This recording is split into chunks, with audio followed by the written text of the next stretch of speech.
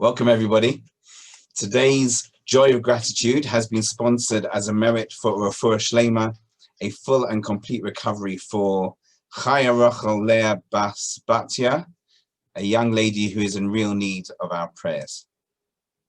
So I want to change the topic today and look at a different angle of gratitude. But first, before we move on, last week, for those of you who were live, before I pressed record, I don't know if you remember, but I said that I just listened to a podcast. I didn't say who it was, but it was a podcast called Grow My Show by Daniel Geffen.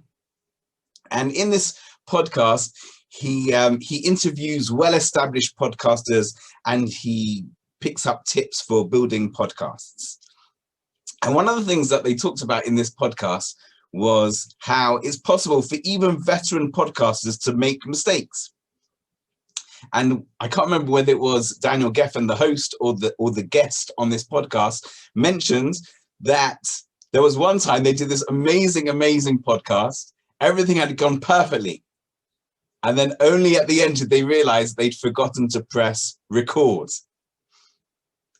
So they had to redo the whole thing. It happened to be, I think you mentioned that repeating it was, I think it was with the comedian, repeating it was actually funnier because they'd all heard the jokes before, but thank God it went well for them. And as I was listening to this, I was thinking, okay, that is something I've just got to make 100% I never do. I've got to make sure I always press record. And you may remember, if you were live, you may have heard me say, okay, I just heard, yeah, you heard me. Yeah, I just heard this thing. I've got to make sure I press record. So I pressed record. Very good. When we finished, I went over to the Zoom page to try and find my recording. And the recording wasn't there because I had oversubscribed, or I'd gone over on my amount that I'm allowed on my cloud. So I basically lost everything that I'd recorded. So I started to panic, thinking, oh no, what am I going to do? I'm going to have to do it again. And then I realized that Hashem had given me a present. He had, I don't normally have time to listen to podcasts. I'm too busy. And it just happened to be that this was a podcast that I heard literally just before the same sort of thing happened to me. So I feel that Hashem arranged for me to hear that podcast just before it happened, so that I wouldn't completely panic. He was essentially reminding me that even though this annoying thing was going to be happening, he's still there with me. And actually something positive came out of it, because since I had to record it the next day, I kept on getting messages from people saying, why haven't I seen my recording? I want to see it. So it was nice to hear that people are actually watching this, which is great. Anyway, time to move on to another aspect of gratitude. There's a well-known story about Rabbi Yisrael Salanter. He was the founder of the Musa movement, or the ethical improvement movement. He was one day walking through the streets of a large European city, and as he was walking along, he began to get extremely thirsty. So he was looking for a place where he could get a drink, and he came across this lovely upmarket restaurant. So he walks in, he says, please can I have a cup of water, a glass of water. So they serve him this glass of water. He sits down, he drinks the water. When he's finished, he goes over to the counter and he says, can I pay for my drink? And at that moment, he's presented with an astronomical bill. See, he's looking at this bill and he can't understand. I mean, all I had was a drink of water. So the manager says, yes, that's true. But when you drink water in my restaurant, you're not just paying for the water, you're paying for the ambiance. So Rabbi Salanter would repeat this story to his students. And he would say, this really helped me understand something. Because I was always bothered, when we take water, if we're thirsty, you're supposed to make a blessing on the water. We say, blessed are you, Hashem, shehakol niyeh bidvaro, that everything was created with his utterance, meaning God's words created everything.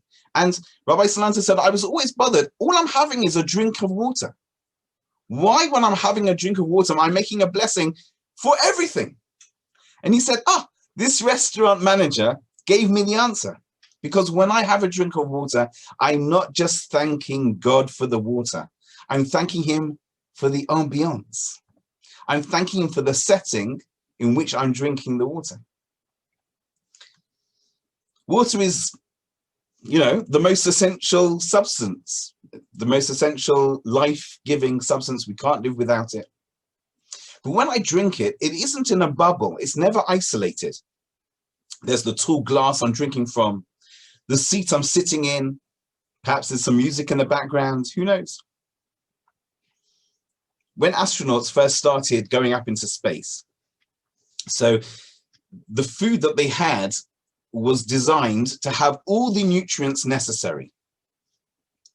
It was designed in a way that it would last for a while, and it would last under different circumstances with different gravity. They had freeze-dried powders, bite-sized cubes, thick liquids squeezed out of aluminium tubes.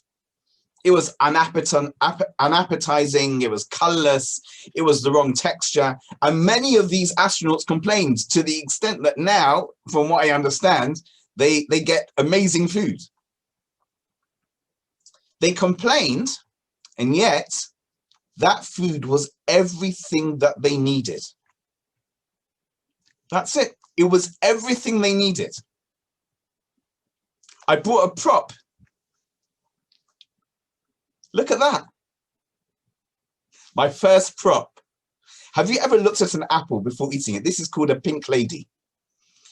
Have you ever looked before you actually ate it, how beautiful it is? Look how beautiful this pink lady is. And then when you take a bite, it's crunchy. It's just the right texture. And the taste, as you bite it, the juices rush over your taste buds. None of that was necessary. It could have been a gray cube with all of those nutrients in. That's what it could have been. Have you ever considered a fluffy white cloud? Clouds are necessary. We need clouds. But do they need to be so beautiful? Recently, in Jerusalem, we've been having the most unbelievable cloud formations above us. And because I'm still praying outside, I get to see these. As I'm davening, I'm standing out there looking at God's world. And did it need to be so beautiful? It didn't. When you go to the beach and the waves are sort of rushing up, gently crashing against the sand, it's so calming. It's so relaxing. Did it need to be like that? Snow, when it snows in Yerushalayim, it does occasionally. But if you're in a place where it snows regularly, apparently there's a need for snow. I don't know much about farming, but apparently it helps the seeds underneath the ground develop or to start to grow. So there's a need for snow. But did it need to be so stunning? So white, so cleansing? There's so many examples. I could carry on forever. Here's the question. Do we ever stop to appreciate the ambiance? So here's the challenge for this week. Next time that you need to drink water, you're thirsty, you need it. At that moment, stop for a moment as you're making that blessing and appreciate the beautiful setting that it has been presented to you with. Thanks, everybody. Come and join me next week. If you would like to email me or make a comment, my email is menachem@journeytobetterspeech.com. And if anybody would like to sponsor future editions, please email me. Thank you so much.